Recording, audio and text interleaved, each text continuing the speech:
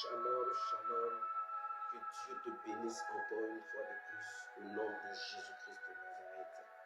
Nous terminons cet enseignement, la troisième partie, sur l'offrande. Vous comprenez? Je disais que tout à l'heure que l'offrande que Manoach et son épouse vont offrir à l'Éternel était une offrande sacrificielle à la suite d'une parole prophétique qui avait été annoncée. Vous comprenez? Souvent,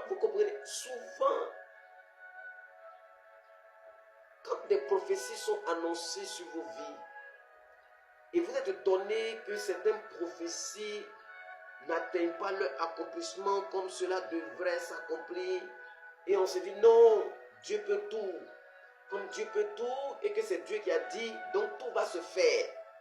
Tout va arriver comme Dieu il a dit. Écoutez-moi bien, je vais vous dire quelque chose. Dieu peut tout faire, mais Dieu ne fait pas tout.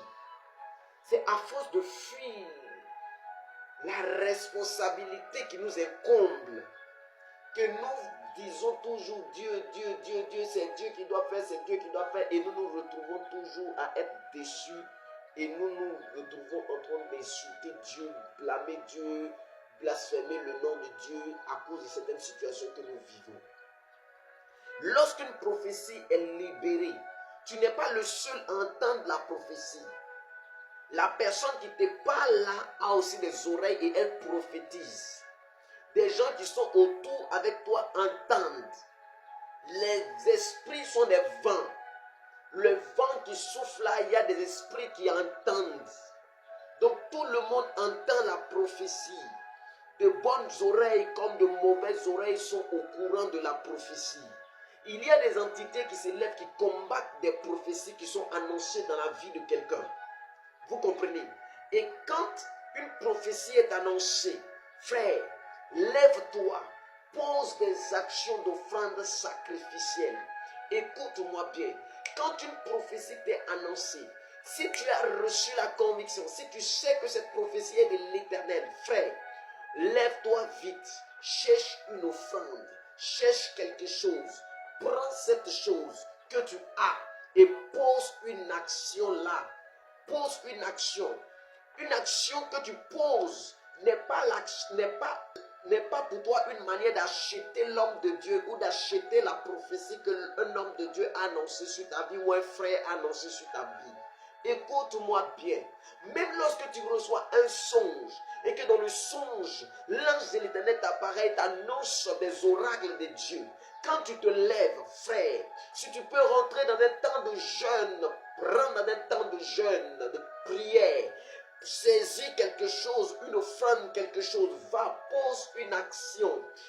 Pose une action dans la maison de Dieu. Va, tu dis, tu parles sur ton offrande, tu dis, je t'apporte cette offrande à cause de la parole prophétique que tu as annoncée sur ma vie. Je crois que cette parole vient de toi. Je suis sûr que c'est ta parole. Et si c'est ta parole, elle s'accomplira. Voilà pourquoi je te donne cette offrande pour te dire merci.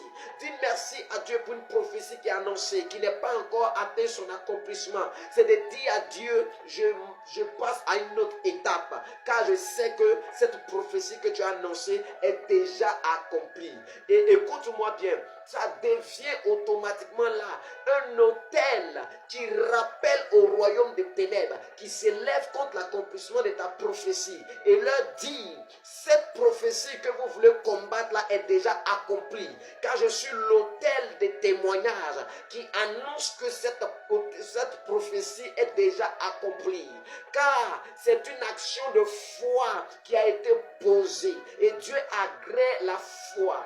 Quand les ténèbres se lèveront, l'autel là, c'est sur cet autel que l'Éternel se tiendra pour combattre les entités mystiques et diaboliques qui se lèvent contre la prophétie qui a été annoncée sur ta vie, qui se lèvent contre les déclarations démoniaques qui ont été faites contre ta vie. Quand nous traversons les Saintes Écritures, nous voyons que des prophéties avaient été annoncées à des personnes et des personnes malheureusement sont mortes sans avoir vu l'accomplissement parfait de cette prophétie-là. Tout simplement parce qu'il y a des entités qui combattaient cette prophétie. Regardez le jeune et le vieux prophète.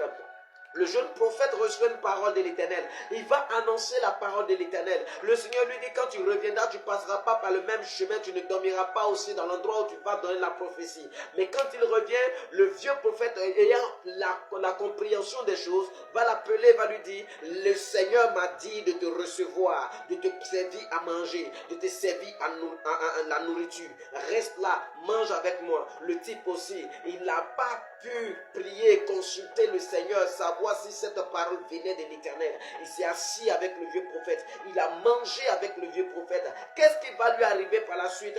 Quand il finit de manger, il finit de boire, le vieux prophète le regarde et lui dit, maintenant, ainsi parle l'Éternel. Comme tu as désobéi à la voix de l'Éternel, tu mourras. Il va, il meurt. Et quand on le prend en enterre, le vieux prophète dit, quand je mourrai aussi, enterrez-moi à côté de ce prophète-là. Vous comprenez de quoi je suis en train de parler? Il y a des prophéties qui sont annoncées sur nos vies. Dieu peut annoncer de grandes choses dans ta vie.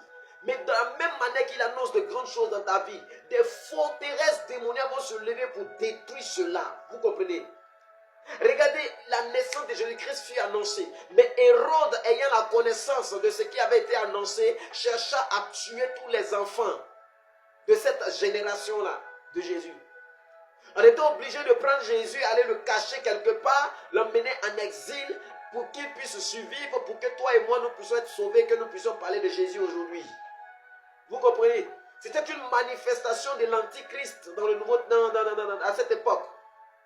Pour vous dire qu'il y a des choses qui combattent notre destinée. Il y a des choses qui combattent ta destinée. Il y a des choses qui combattent ton devenir. Il y a des choses qui combattent les prophéties qui sont annoncées sur ta vie. Et si tu ne comprends pas que lorsqu'une prophétie est annoncée sur ta vie, tu dois poser des actions prophétiques. L'offrande sacrificée que tu apportes est une action prophétique. C'est une déclaration de foi que tu apportes devant de Dieu. Voilà pourquoi je veux dire à quelqu'un qui me suit aujourd'hui. Une offrande faite de façon imprévue et sacrificielle pour une parole prophétique qui a été annoncée dans ta vie est une démonstration de foi.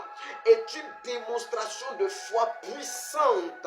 Si cela est fait volontairement, je précise, si cela est fait volontairement et sans contrainte, si cela est fait volontairement et sans contrainte, tu dois le faire volontairement et sans contrainte, cette action prophétique que tu vas poser. Tu dois la faire volontairement et sans contrainte, cette action prophétique que tu fais. Tu dois la faire volontairement, je répète, et sans contrainte, avec foi, sachant que c'est une démonstration de foi puissante pour élever dans ta vie un autel de Dieu. Un autel sur lequel l'Éternel va se tenir. Un autel qui va crier, qui va combattre l'adversité, qui va combattre ce qui se lève contre toi. C'est un autel qui va se lever et qui va